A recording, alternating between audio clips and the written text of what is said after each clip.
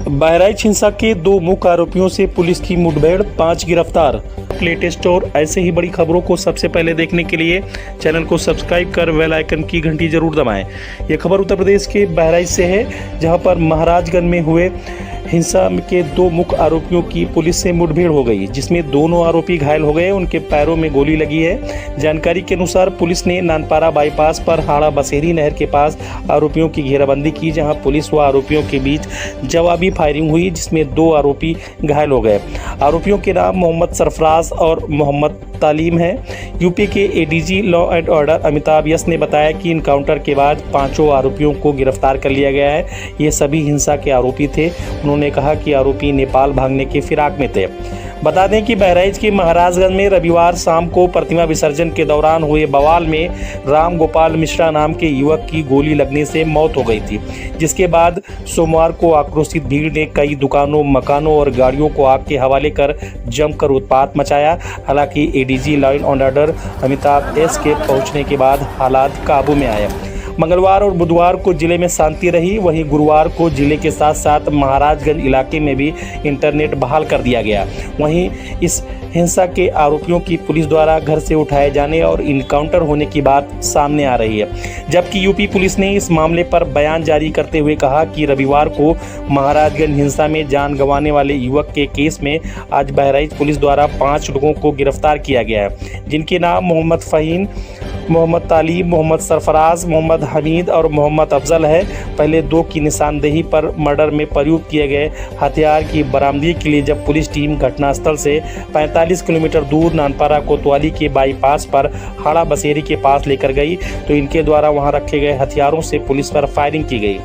जवाबी फायरिंग में दोनों को गोली लगी। दोनों गंभीर रूप से घायल हुए। उनका उपचार कराया जा रहा है। बवाल के दौरान हुई युवक के मर्डर में उपयोग किया गया हथियार बरामद हो गया है। वहीं बहराइच पुलिस अधीक्षक वीरेंद्र शुक्ला ने कहा कि सभी आरोपियों के खिलाफ रस्कुआ के तहत कार्रवाई की जाएगी। इसके अलावा जो लोग इन आरोपियों को संरक्षण दे रहे हैं, उनके खिलाफ भी कड़ी कार्रवाई की जाएगी। आरोपियों के पास अवैध हथियार भी बरामद हुए हैं। तो यह बड़ी खबर बहराइच से है, जहाँ पर पुलिस व एसटीएफ की टीम को बड़ी सफलता हाथ लगी है, जिसमें यह कहा भी जा रहा था कि सीएम योगी के कड़े निर्देश के बाद पुलिस उन आरोपियों को जल्द गिरफ्तार कर सकती है, जिस पर पुलिस को बड़ी सफलता मिली और 5 मुख्य आरोपियों को पुलिस ने गिरफ्तार कर लिया, जिनमें इस हिंसा में प्रयुक्त किए गए हथियार को बरामद करने के लिए जब पुलिस दोनों आरोपियों को ले गई, जहां पर बताया जा रहा है पुलिस की तरफ से कि इन दोनों आरोपियों की ओर से भागने की फिराक के चलते पुलिस पर फायरिंग की गई, जिनमें पुलिस के द्वारा जवाबी कार्रवाई की गई और दोनों आरोपियों को के पैर में गोली लगी, जिन्हें पुलिस ने नानपारा सीएचसी और उसके बाद यहां से मेडिकल कॉलेज बहराइच के लिए पहुंचाया, जहां पर उनका इलाज जारी है। अब उसके साथ पुलिस का मुठभेड़ हुआ है, क्या है ये पूरा मामला?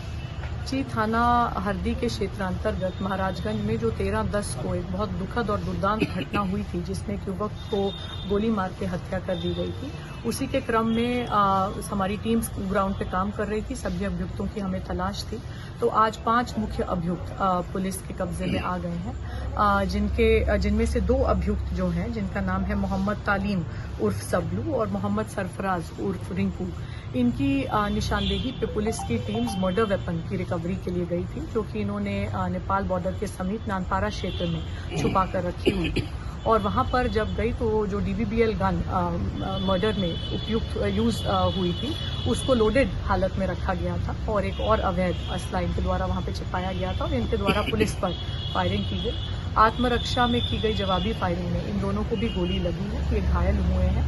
इनको उपचार उपलब्ध पुलिस द्वारा करा दिया गया है और बाकी 3 अन्य मुख्य अभियुक्त भी अब्दुल हमीद और उनके पुत्र फ़हीम तथा मोहम्मद अफजल, इनकी भी गिरफ्तारी हुई है और इनसे की गई पूछताछ के आधार पर जो अन्य अभियुक्तों की जानकारी हुई है, उन पर भी निरंतर हमारी टीम्स काम कर रही है। शीघ्र उनकी भी गिरफ्तारी। अच्छा मैम, एक चीज जानकारी की, जैसे जिस तरीके से एक अफवाह उड़ रही है कि जो मृतक है उसके नाखून वगैरह उखाड़ दिए गए हैं, कई तरह की भ्रामक खबरें चल रही हैं। जी, पोस्टमार्टम के अनुसार मृतक की मृत्यु गोली लगने के कारण हुई है जी। और अन्य जो चीजें बताई जा रही हैं वो सब भ्रामक है, जिनकी पुष्टि पोस्टमार्टम से नहीं हो रही है। क्या लगता है कि जैसे मुख्य आरोपी तो सभी पकड़ लिए गए हैं, लेकिन ये छापेमारी क्या अभी जारी आपकी रहेगी या?